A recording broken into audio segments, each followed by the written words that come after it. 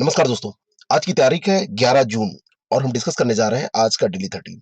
आज का डे 30 का जो टॉपिक है, उस टॉपिक के अंतर्गत हम उत्तर प्रदेश के कुछ महत्वपूर्ण प्रश्नों को देखेंगे और साथ में करंट अफेयर को डिस्कस करेंगे।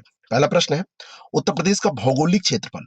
उत्तर प्रदेश के परिचय बेसिक आज चैप्टर लिया जा रहा है, जो कि कभी भी आपसे पूछा जा सकता है यूपी के किसी भी एग्जाम में। तो उत्तर प्रदेश का भौगोलिक क्षेत्रफल लगभग 2.4 लाख वर्ग किलोमीटर है और ये भारत के कुल क्षेत्रफल का 16.5% है। ये दो स्टेटमेंट आपके सामने है। आपको बताना है कि इनमें से कौन सा सही स्टेटमेंट है। इसमें पहला, दूसरा, दोनों में से आपको बताना है कौन सा सही है। पहला स्टेटमेंट तो बिल्कुल सही है, कोई दो राय नहीं है। लेकिन दूसरे स्टेटमेंट पर ध्यान दीजिए, तो ये भारत के कुल क्षेत्रफल का 16.5% नहीं है। जनसंख्या पाई जाती है अगर ऐसा कहा जाए तो ऐसा कुछ आंकड़ा आपका हो सकता है, लेकिन ये भारत के कुल क्षेत्रफल का केवल 7.33% है। तो ए ऑप्शन इसका करेक्ट हो जाएगा, केवल एक सही है। भारत का जितना भी क्षेत्रफल है उसका 7.33% ये उत्तर प्रदेश का क्षेत्रफल है। अगला प्रश्न है, उत्तर प्रदेश से क्षेत्रफल में छोटा राज्य कौन सा है। उत्तर प्रदेश का अगर क्षेत्रफल में क्रम आप देखें तो चौथा स्थान आता है। तीन राज्य जो बड़े याद हैं तो आपको पता अगर है तो आप इस प्रश्न का उत्तर दे पाएंगे। सबसे बड़ा है राजस्थान, फिर मध्य प्रदेश, फिर महाराष्ट्र और उसके बाद में आता है उत्तर प्रदेश। राजस्थान, मध्य प्रदेश और फिर महाराष्ट्र, फिर आता है उत्तर प्रदेश। तो उसके बाद में जो भी राज्य आएंगे, फिर कर्नाटक जैसे यहाँ पे दिया हुआ है, तो कर्नाटक उत्तर प्रदेश से छोटा हो जाएगा। तो इस प्रश्न का सही उत्तर क्या हो जाएगा?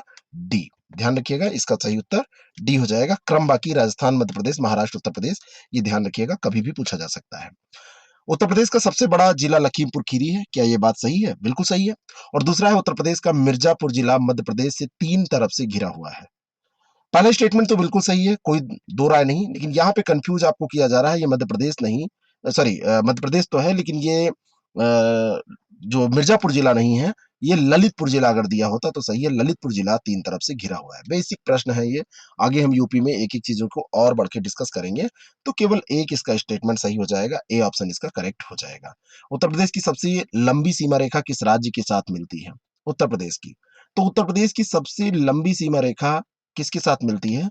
वो राज्य मध्य प्रदेश है, सबसे लंबी सीमा रेखा है। ठीक है, प्रश्न बेसिकली यही पूछा जाता है और इसमें किलोमीटर पूछा नहीं जाता है, लेकिन आप में से कोई 1 किलोमीटर कमेंट करके बताएंगे कितने किलोमीटर की सीमा मिलती है। अगला प्रश्न, उत्तर प्रदेश में भौगोलिक क्षेत्रफल की दृष्टि से सर्वाधिक व न्यूनतम क्षेत्रफल वाला जिला कौन सा है?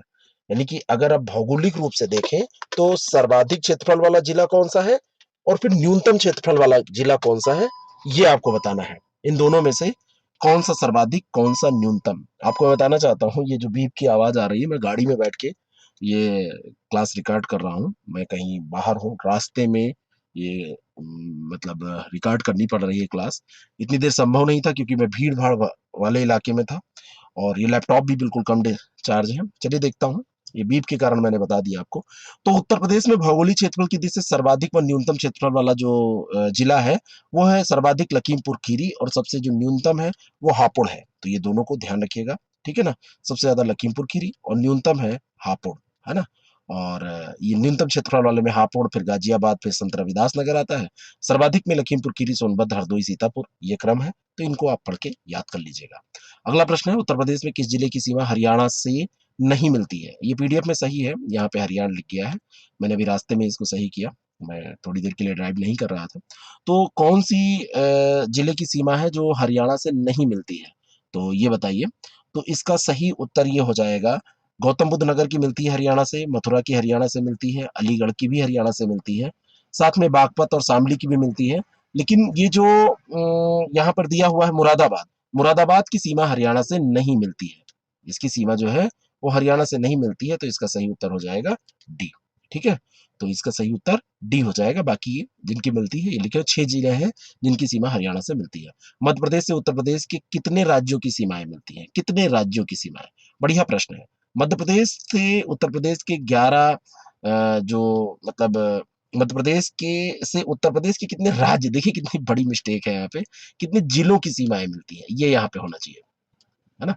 मध्य प्रदेश से उत्तर प्रदेश की कितने जिलों की, ये प्रश्न होगा। जिला यहाँ पे कर लीजिएगा, है ना, जिला। पीडीएफ इसका मैं कल दूंगा, मैं उसमें सही कर दूंगा, ये सही नहीं है। तो ये मध्य प्रदेश से उत्तर प्रदेश की 11 जिले हैं जिनकी सीमा मिलती है, और इन 11 ये बी ऑप्शन इसका करेक्ट होगा, ए नहीं, ये बी ऑप्शन करेक्ट है 11। और इसका सही उत्तर हो जाएगा 11, लेकिन इसके जो जिले हैं ये सोनभद्र है, मिर्जापुर है, तीसरा इलाहाबाद, चित्रकूट 4, बांदा 5, महोबा 6, ललितपुर 7, झांसी, आगरा ये 9 हो गए, जालौन 10 और इटावा 11, ये ध्यान रखिएगा। अगला प्रश्न है, उत्तर प्रदेश का निम्नलिखित में से कौन सा जिला अंतर्राष्ट्रीय सीमा नहीं बनाता? अंतर्राष्ट्रीय सीमा मतलब कि कोई देश के साथ सीमा मिलती हो, तो उत्तर प्रदेश का कौन सा जिला है जो नहीं बनाता है? बहराइच बनाता है। बहराइच की जो सीमा है वो नेपाल से मिलती है, श्रावस्ती की मिलती है, बलरामपुर की मिलती है, लेकिन चंदौली यहाँ पर एक है, तो चंदौली जो है ये नहीं बनाता है ना, तो सी इसका उत्तर हो जाएगा।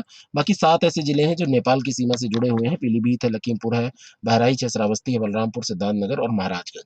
तो ये उत्तर प्रदेश के जिले हैं जो अंतर्राष्ट्रीय सीमा बनाते हैं, यानी कि नेपाल से ये जुड़े हुए हैं। तराई क्षेत्र की निम्नलिखित विशेषताओं पर विचार करना है, बताना है कि कौन सा इसमें सही है। तो भाबर क्षेत्र के उत्तर भाग में तराई क्षेत्र की पट्टी पाई जाती है। कोई गलत बात है ये?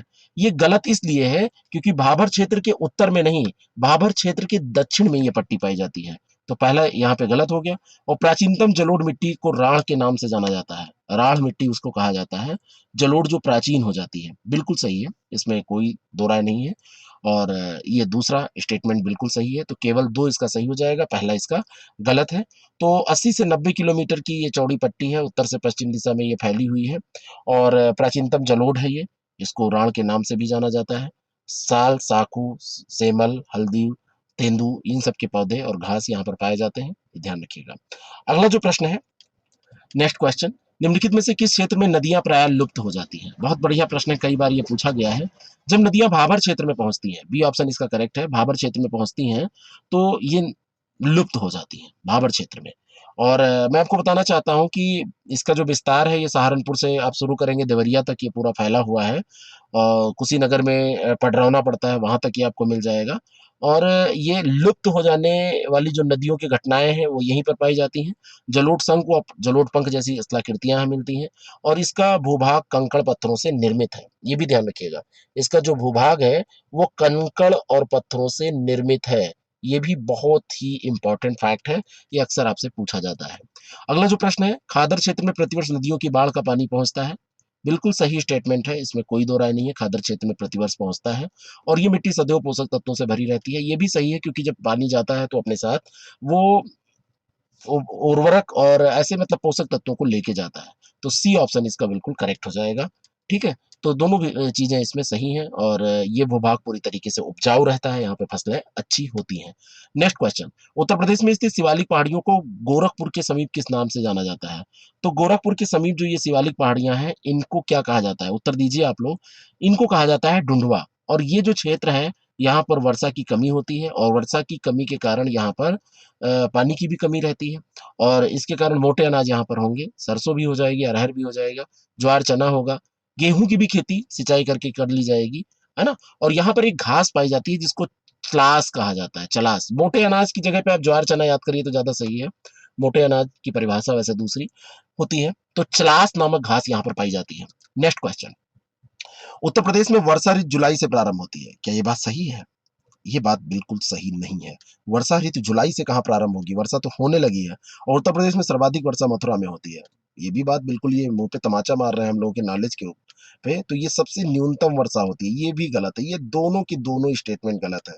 तो इसका सही उत्तर हो जाएगा डी, क्योंकि यहाँ पे जो वर्षा है जून माह में प्रारंभ होती है, जून के मध्य से प्रारंभ हो जाती है। न्यूनतम वर्षा मथुरा में होती है, सर्वाधिक वर्षा हमारे यहाँ कहाँ पे होती है? गोरखपुर में। ठीक है, गोरखपुर में सर्वाधिक और न्यूनतम होती है मथुरा में, यहाँ पे सर्वाधिक मथुरा दे दिया था। बुंदेलखंड का जो पठार है, बुंदेलखंड पठार भाग है किसका? तो बुंदेलखंड का जो पठार है वास्तव में दक्कन के पठार का ये पार्ट है, ये भाग है। प्राचीन एवं नीच चट्टानों से और नदियों द्वारा निक्षेपित मिट्टी से ये बना हुआ है, ध्यान रखिएगा। और यूपी का देखा जाए तो यहाँ पर जालौन, झांसी, हमीरपुर, बांदा ये पूरे जिले यहाँ पर है जहाँ पर ये पठार पाए जाते हैं। नदियां यहाँ पे चंबल, सोन, टोंस, केन ये सब बहती हैं। तो इनके बारे में भी थोड़ा बहुत आप ध्यान रखिएगा। और दक्कन के पठार का ही विस्तार है, बुंदेलखंड पठार के नाम से भी इसको जाना जाता है। नेक्स्ट क्वेश्चन, उत्तर प्रदेश में गंगा यमुना के ऊपरी मैदान का ढाल है, क्या ढाल है? गंगा यमुना के ऊपरी मैदान का जो ढाल है उसको उत्तर पश्चिम से दक्षिण पूर्व की ओर आप देख सकते हैं। उत्तर पश्चिम से ये शुरू होगा और दक्षिण पूर्व की ओर ऐसे ढाल ये मिलेगा। उत्तर पश्चिम से दक्षिण पूर्व की ओर ये ढाल मिलेगा, तो उत्तर पश्चिम से दक्षिण पूर्व, बी ऑप्शन इसका करेक्ट हो जाएगा। और उत्तर प्रदेश में गंगा यमुना का ऊपरी मैदान का विस्तार चौड़ाई में लगभग 80 किलोमीटर, लंबाई में लगभग 500 किलोमीटर है और उत्तर पश्चिम से दक्षिण पूर्व की ओर इसका ढाल पाया जाता है। उत्तर प्रदेश की पश्चिमी सीमा का निर्धारण होता है। पश्चिमी सीमा, उत्तर प्रदेश की अलग अलग सीमा है, उनमें से पश्चिमी सीमा का निर्धारण किसके द्वारा होता है? तो इसमें आप देखें तो इसका सही उत्तर हो जाएगा पश्चिमी सीमा, ये बेतवा नदी के द्वारा निर्धारित कर दी जाती है। जो पश्चिमी सीमा का निर्धारण है बेतवा और पाहुज, दो नदियां हैं उसके द्वारा किया जाता है। तो कभी भी आपसे पाहुज भी पूछी जा सकती है, पाहुज नदी के द्वारा भी ये निर्धारण होता है। तो पाहुज और ये बेतवा नदी। दक्षिणी पठारी क्षेत्र की पूर्वी सीमा ये केन नदी के द्वारा, और बिंद श्रेणियों के द्वारा दक्षिणी पठारी क्षेत्र की दक्षिणी सीमा, और उत्तरी पश्चिमी सीमा का निर्धारण गंगा और यमुना नदियों के द्वारा यूपी में किया जाता है। अगला जो प्रश्न है, पहला जो स्टेटमेंट है, मध्य अक्टूबर व नवंबर माह में शीत ऋतु का आगमन होता है। पहला स्टेटमेंट, शीत ऋतु का आगमन होता है। और दूसरा है कि उत्तर प्रदेश में शीत ऋतु के समय तापमान उत्तर से दक्षिण की ओर घटता है। तो पहला तो बिल्कुल सही है, अक्टूबर व नवंबर माह में यूपी में ठंडक पड़ने लगती है। अब इतना जल्दी नहीं, मतलब आगमन होता है, लेकिन उतना तेज ठंडक नहीं पड़ती है। आगमन की बात हो रही है, आता है उस समय शीत ऋतु आती है। और उत्तर प्रदेश में शीत ऋतु के समय तापमान उत्तर से पश्चिम की ओर घटता है, ये गलत दिया है। उत्तर से पश्चिम की ओर घटता नहीं है, ठीक है। आपको मैं बताना चाहता हूं कि इस समय जो तापमान है उत्तर से दक्षिण की ओर, मतलब उत्तर से पश्चिम नहीं, उत्तर से दक्षिण की ओर घटता है दे रहा है, तो उत्तर से दक्षिण की ओर ये बढ़ता है, तापमान बढ़ेगा। उत्तर की ओर जाएंगे तो ठंडा ज्यादा रहेगा, दक्षिण की ओर क्योंकि विषुवत रेखा की तरफ बढ़ रहे हैं, सीधा सा कंसेप्ट है। तो दूसरा स्टेटमेंट यहाँ पर गलत है और पहला यहाँ पर सही है, तो केवल एक इसका सही उत्तर हो जाएगा, ठीक है। बाकी यहाँ पे पश्चिमी मैदानी पर्वतीय जो भाग हैं उनका औसत न्यूनतम तापमान लगभग 10 डिग्री सेंटीग्रेड, दक्षिणी जो पठारी और पहाड़ी क्षेत्र है उनका 13 डिग्री सेंटीग्रेड है, तो ये ध्यान रखिएगा। उत्तर प्रदेश का सबसे गर्म जो जिले हैं उनमें सबसे कम गर्मी वाला जिला कौन सा है, इनमें से आपको बताना है। तो गोरखपुर, रायबरेली, बरेली, बस्ती ये दिया हुआ है। तो इसमें जो बरेली है, बांस बरेली, ठीक है, उसका तापमान इनमें से सबसे कम होता है। और यहाँ पे जो ग्रीष्म ऋतु का तापमान उत्तर प्रदेश में है, तो 36 से 39 डिग्री, कभी-कभी और ज़्यादा आपको मिलेगा। ये औसत तापमान है, न्यूनतम 21 से 23 डिग्री। लेकिन जो सबसे कम गर्मी वाला है वो बरेली, सर्वाधिक जो औसत तापमान है बुंदेलखंड क्षेत्र में आप चले जाएंगे, वहां पे मिल जाएगा। यहाँ पे आपको मई से जून के महीने में लू भी मिल जाएगी चलते हुए, तो ये ध्यान रखिएगा। अगला जो प्रश्न है, उत्तर प्रदेश की जलवायु कैसी है, अगर ये आपसे पूछ लिया जाए तो उत्तर प्रदेश की जो जलवायु है वो कोई मानसूनी तो है ही है, इसमें तो कोई दो राय नहीं है, लेकिन उष्णकटिबंधीय वैसे क्षेत्र में ये आता है। तो दोनों हो जाएगा, सी ऑप्शन इसका करेक्ट हो जाएगा। उपयुक्त दोनों जलवायु क्षेत्र यहाँ पर पाए जाएंगे। और तराई क्षेत्रों में नमी मिलेगी और मुख्यतः तीन ऋतुएं यहाँ पे पाई जाएंगी, शीत ऋतु, ग्रीष्म ऋतु और वर्षा ऋतु। ऋतुएं अगर पूछ ली जाए तो तीन ऋतु। ज्योग्राफी की क्लास जिन्होंने दी की होगी तो ऋतु, मौसम और जलवायु सब में उनको अंतर समझ में आ गया होगा। उत्तर प्रदेश में लू का प्रकोप सामान्यतः कब पाया जाता है? लू का प्रकोप कब पाया जाता है? तो उत्तर प्रदेश में जो लू का प्रकोप है वो सामान्य तौर पर कब पाया जाता है? तो ये पाया जाता है मई से जून के मध्य में पाया जाता है।